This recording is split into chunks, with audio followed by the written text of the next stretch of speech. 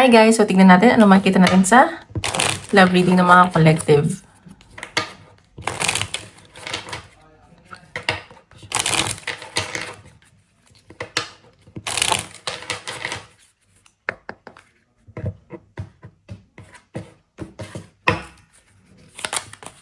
Oops.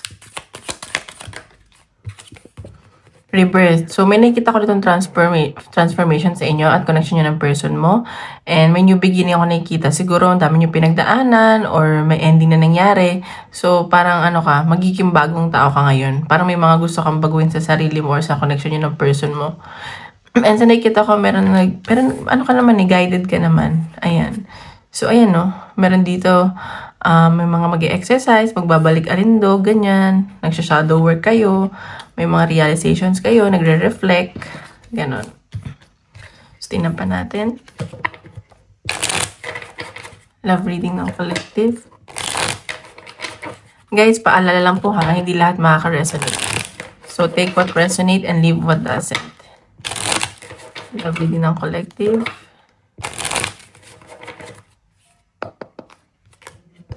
And don't forget to hit like and subscribe para updated kayo sa videos na i-upload.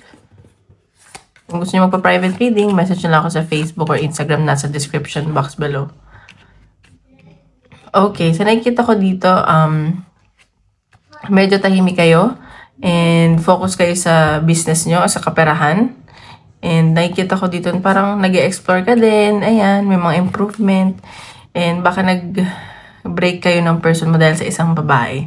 And itong babaeng to, medyo malandi, ganun. And chinichismis kayo nito or someone from the past to na sumira sa relasyon. Basta parang dominante yung involved sa relasyon nyo, ganun. Pero ikaw, focus ka sa kaperahan mo eh. Ayan.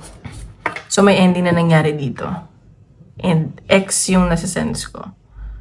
So, tingnan pa natin. Okay?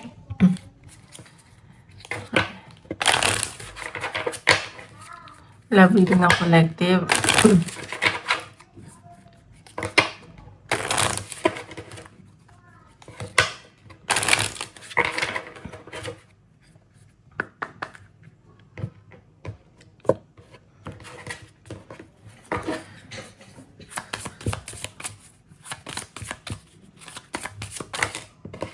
Lang po.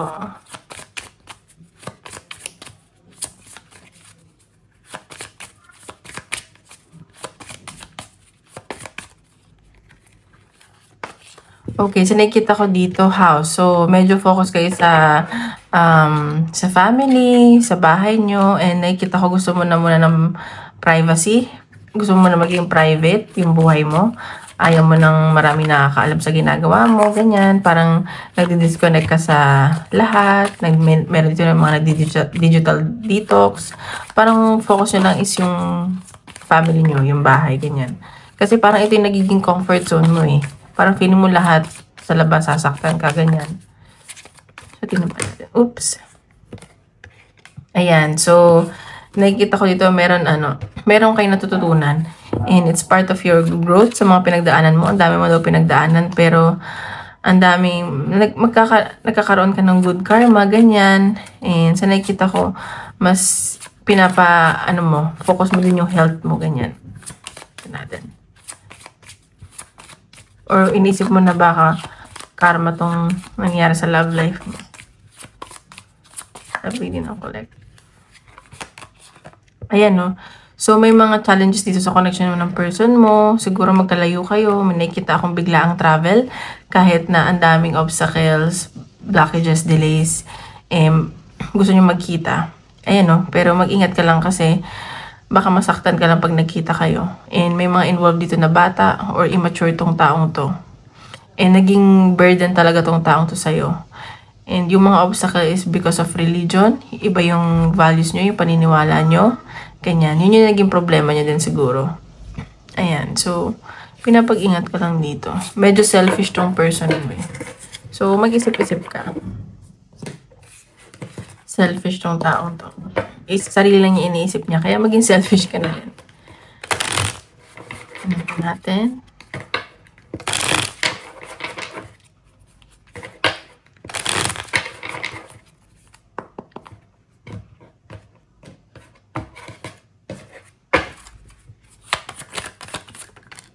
Adventure. Ayan. So, baka gusto mo mag-travel, mag-isa, mag-explore. Nakikita ko may mga akit ng bundok dito or gusto mo sa nature, ganyan. Ayan. So, huwag ka dito mag-alala kasi lahat naman daw ng parang may nag-gain ka naman dito na lesson or may nangyari sa'yo na kinatuwa mo din. And nakikita ko humihingi ka ng advice sa iba. And may mga sumusuporta naman sa'yo. Ayan. Nakikita ko na lahat ng ininvest mo, bumabalik naman sa'yo. Ayan, no? Focus ka sa family. Home talaga. So, huwag ka daw mag-alala. Baka meron dito na gusto ng, alam mo, may mga mentor, ganun. Tingnan pa natin. Connection ng person mo.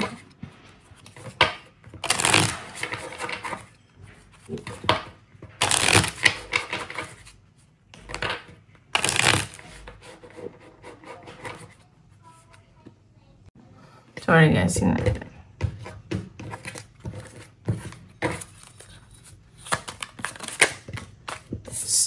Three of Cups. So, meron talaga dito involved na third party. And dahil to sa, siguro sa kaibigan niya, ganyan. Ayan, no. So, kung nahihirapan ka, huwag kang mag-alala kasi magiging maayos din. Magagaan yung pakiramdam mo. Ay, baliktad pala yung card. Ayan, so Knight of Pentacles. So, kung yung healing at pag-move on mo is medyo mabagal, huwag ka mag-alala kasi, manghihinayang tong taong to, magsisisi to. So, ayan, mag-focus ka na lang doon sa kaperahan mo kasi parang nadidistract ka, nawawala ka sa goal, ganyan. May new beginning na paparating sa'yo. Completed na tong cycle na to sa inyo ng person mo.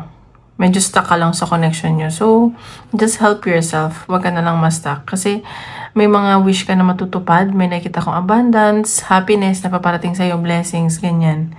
At may bagong taong paparating sa'yo at mamahalin ka nitong taong to. And yung offer niya is pure talaga. Ayan, no? Nasa malayo. Baka hindi mo pa to kilala. Or may nag-offer na sa'yo, magkalayo kayo, kaibigan mo to, ganyan. Yung person mo kasi, ma-pride. Tinan pa natin. Ano nafe-feel sa'yo? Ano nafe-feel sa'yo ng person mo? Or intention?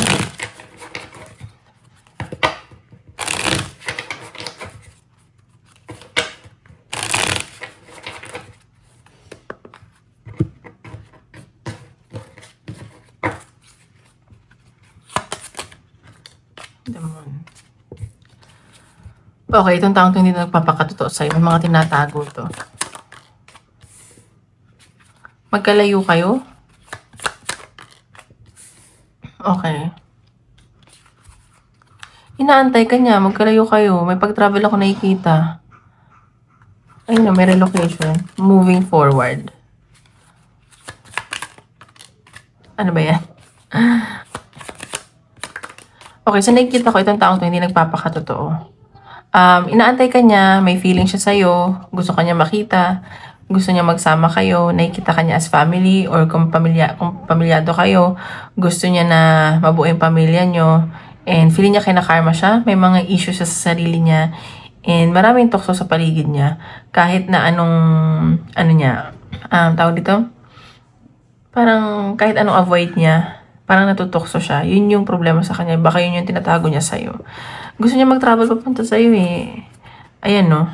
Pero, lalayo ka na dito eh. Gagamitin mo yung utak mo. And, you will follow your guts and instinct dito sa connection na to. And, magdadalawang isip ka na dito. At kahit anong offer niya, parang ayaw mo na, ganyan. So, yun yung nakikita ko. Tinan pa natin. Napigil sa inang person mo.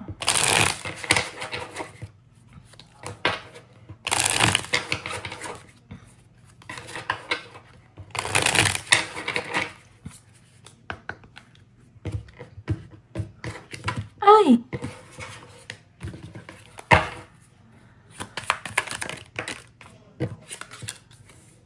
So, meron talaga dito cheater, nag-cheat sa'yo, and wala ka ng tiwala.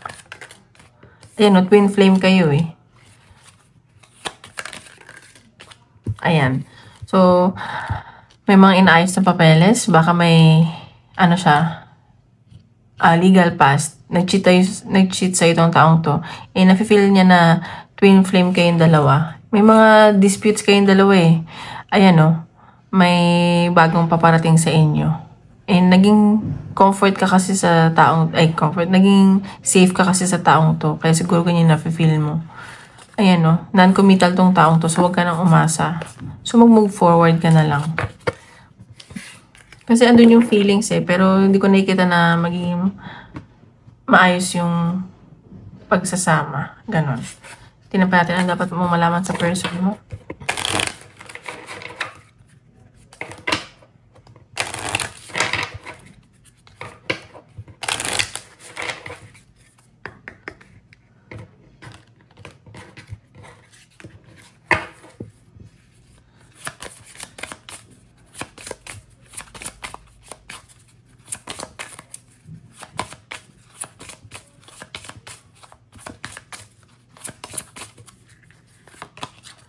Ayan, baka kadil mo is water sign, Cancer, Scorpio, and Pisces.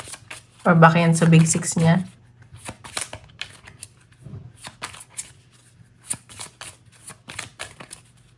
Ito pa dapat malaman sa person mo. Medyo emotional din tong taong to. Tinatago niya lang. Ayan, so baka hanggang honeymoon stage lang kayo. Dito sa una lang siya okay, magaling, ganon. LDR to. Or baka ikakasal na siya. Or married siya from the past. So baka yun yung legal past niya, may divorce paper siya inaayos. Ayan no. May nakikita ako na LDR kayo. May nakikita akong pag-travel sa'yo. Magre-relax ka eh. Ayan no. Baka kadil niyo is fire sign or kayo yung fire sign, Aries, Leo, and Sagittarius. So, yung challenges lang dito is yung paggagawa niya ng desisyon at ikaw din. So, mag-isip kang mabuti. Tingnan pa natin message sa'yo ng person mo.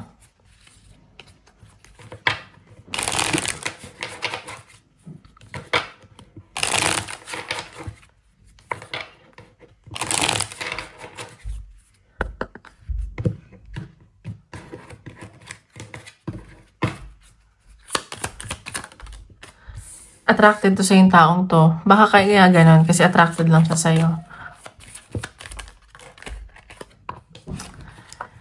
Ayan, attracted siya sa'yo and sa lahat na nakilala niya, ikaw lang yung pinakakakaiba at pinaka-naging close niya. Like, alam mo yun, parang there's something special about you. Yung gusto niya sabihin. Just being near is intoxicating. So, very intoxicating ka pag pag nagkakasama kayo, parang nahihil mo siya, ganyan. Nare-relax siya, masaya siya. Nag-aantay siya ng sign from you. Ay nako, kung hindi naman siya, kung weak naman yung taong yan, wag na. Pabayaan mo. Okay, so tingnan natin. Ano yung possible na outcome ng connection nyo?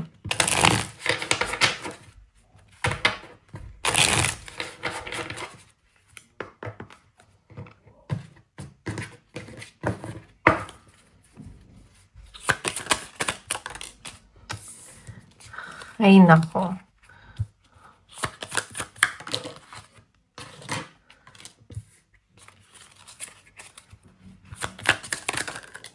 Oh, 888. So, tingnan nyo yan, ha? Oh, ang galing. Oh my God. 888. Abundance to. So, nakikita ko dito, magpo-focus ka sa perahan. Maswerte ka sa career. Yun lang, magiging stuck lang isa sa inyo or pares kayo sa connection nyo. Pero ikaw, lalayo ka na eh. Napagod ka na. I-let go mo na tong taong to. Knight of Swords.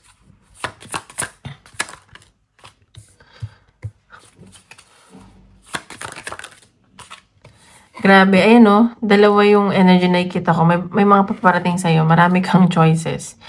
And yung isa practical, yung isa naman very ambitious. And sa nakikita ko may offer na paparating sa'yo. And loyal tong mga makikilala mong bago. Mag-focus ka na lang sa kaperahan mo, ganyan. Ayan, no?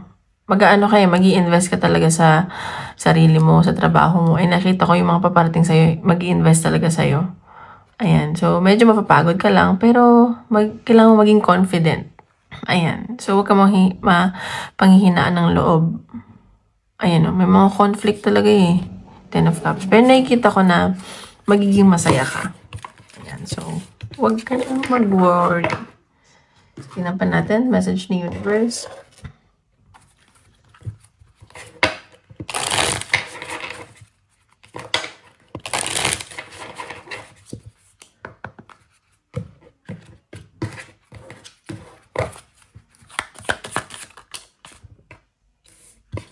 Not enough energy is put into this. So, ayan. Siguro, hindi masyadong nag-effort yung person mo at ikaw, huwag mo na masyadong pa-aksayahan. Though, may isa sa inyo gusto pa mag-try. Pero, give more of your time and effort. So, nasa sense ko, magbigay ka ng time sa sarili mo. Or siya yung dapat.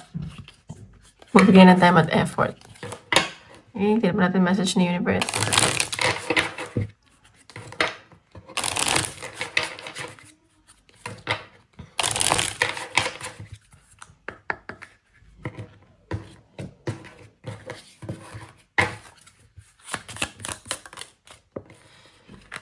It is a chance to try a different approach and strategy. So, kung ipipilit mo tong connection nyo, or kung gusto mo magbago, kailangan mag-isip ka ng bagong way na maayos to. Pero kung ako, wag na. There are obstacles that need to be overcome first. So, may mga challenges talaga at obstacles sa connection nyo. So, ayan. Kung ako kung tatanungin, wag ka na mag-aksaya ng panahon. Mahirapan ka lang. Okay, advice ni Universe. Oops.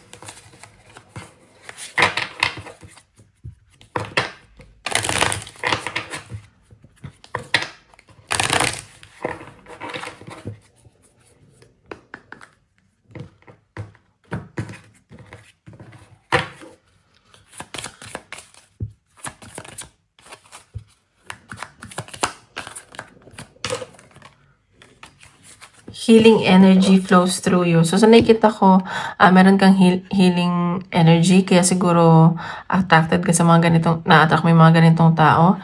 And sa nasa-sense ko, itong taong to, na-heal mo talaga siya. Kaya siguro, ganun siya sa'yo. Like, ikaw yung kakaiba, ikaw yung special. And, ayan. Siguro, divinely guided. Ayan mag-rejuvenate ka. Clear the past and heal the present. So, mag-heal ka na. Iwanan mo na yung mga dapat iwanan from the past. Okay? Oops, tingnan natin. Isip ka ang question. Tingnan natin ang sasagot ni Universe.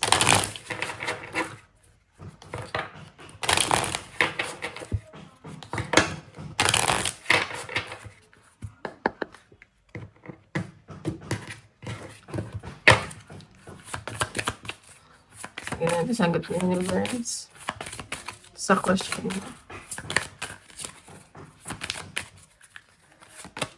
Yes, ayan. So, yes ang sagot sa iyong katanungan. Forgiveness. So, kailangan mong patawad. Kailangan mong matutong magpatawad at magpatawad ka na. Ayan. Maniwala ka lang daw kay Universe. Okay, ayun lang guys. Maraming salamat po.